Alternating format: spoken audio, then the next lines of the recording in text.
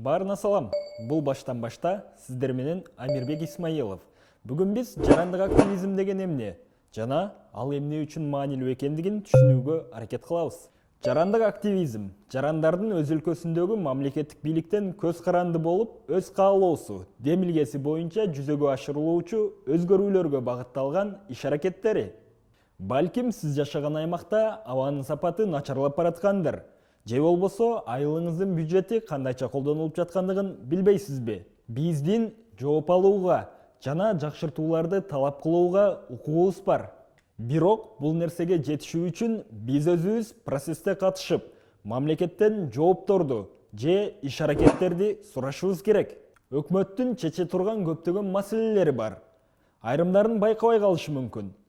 Же болбосо бир эле нерсеге көңүл буруп, биз муктаж болгон маселени чечүүнү каалашпайт. Ошон үчүн биз байкаган, бизди тынчсыздандырган маселелерди көтөрүү биздин жоопкерчилигибиз. Биз жарандар аткаминерлердин түздөн түз жумуш берүүчүсү болгондуктан, алардын ишин көзөмөлдөп турушубуз керек. Айланабызда болуп жаткан окуялар үчүн жоопкерчиликтүү бололу. Баарына жакшылык.